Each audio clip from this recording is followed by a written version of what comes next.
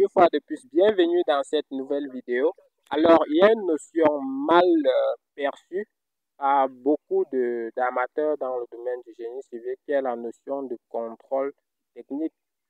En réalité, quand on parle de contrôle technique, beaucoup voient plus un gendarme qui vient sur le terrain, pointe du doigt des erreurs et demande à casser.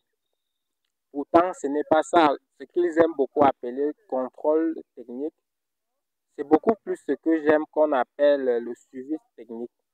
Ok? C'est-à-dire un processus, une démarche qui permet d'assurer la qualité dans tout projet. Deming décrit donc cette démarche-là qui est une démarche qualité. Deming, c'est un pionnier dans le système de management de qualité. Il explique que la qualité, pour assurer la qualité, que ce soit dans un projet ou dans une structure ou en entreprise, il faut respecter 4 principes. Il définit ces principes-là par 4 mots. Plan, do, check, act. Ce sont des mots, excusez-moi en anglais, qui veulent dire, par exemple, le plan, ça signifie quoi? Si vous voulez réaliser une tâche, vous devez établir au préalable un plan pour cette tâche-là. Et si vous êtes considéré comme contrôleur, cela suppose que sur le terrain, vous devez vous entendre avec les équipes sur les méthodes, les expliquer comment et quels sont les résultats qu'on veut atteindre afin qu'ils puissent s'adapter à cela. C'est ça qu'il définit comme plan. Le do, ça renvoie à l'action. Une fois que le plan a été défini, on passe à l'action. Et le check, donc, vous avez un plan, vous êtes passé à l'action. Maintenant, il faut checker. Donc, ça veut dire qu'il faut vérifier si ce qui a été recommandé, si ce qui a été défini par le cahier des charges a été respecté. OK? Maintenant, s'il y a des écarts, on va prendre une décision. Qu'est-ce qu'on fait? Est-ce qu'on détruit?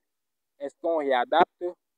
Est-ce qu'il y a une autre alternative qu'on peut adopter prochainement qui permet d'avoir des résultats un peu plus pertinents? C'est dit que le contrôle technique, c'est un processus, ok, c'est un processus d'amélioration continue en fait, qui permet à ce que les gens fassent mieux ce qu'ils faisaient hier en entreprise. Et ainsi, c'est dit que les équipes parviennent à gagner en compétences, à devenir meilleures. Donc, si vous êtes contrôleur technique sur un projet, vous trouvez les équipes sur le terrain à un niveau A et vous repartez que les mêmes équipes sont encore à un même niveau A. Je ne pense pas qu'on dira que vous avez fait effectivement ou simplement vous avez joué votre rôle qui était celui du contrôle technique qui permet aux autres de gagner en compétences. Donc, en tant que contrôleur dans un projet, vous devez pouvoir expliquer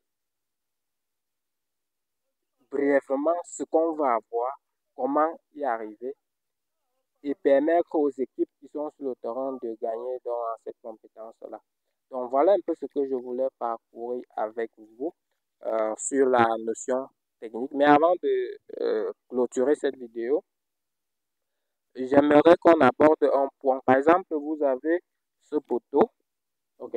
Ce poteau a été coulé 2 fois. Pourquoi il a été coulé 2 fois? Justement parce que il a été disposé dans un sens qui n'était pas forcément correct. Et la seule chose qui a protégé l'entrepreneur du maître d'ouvrage, pardon, c'est justement le cahier de charges. Le cahier de charges qui avait fait une erreur en disposant mal ce poteau, okay, notamment sur le plan de fondation. Et la seule justification qu'il avait à donner, c'était juste qu'il a respecté ce qui était défini. Vous voyez que cela l'a protégé euh, des éventuelles ou bien des contestations qu'on pourrait avoir. Donc, que vous soyez maçon entrepreneur, avant de débuter un projet, il faut toujours exiger qu'il y ait un cahier de charges avant le début des travaux. Cela va vous être bénéfique au niveau des éventuels litiges qui peuvent arriver, que ça manque jamais. Donc, sur ce, je vous dis à très bientôt pour une nouvelle vidéo. Ciao!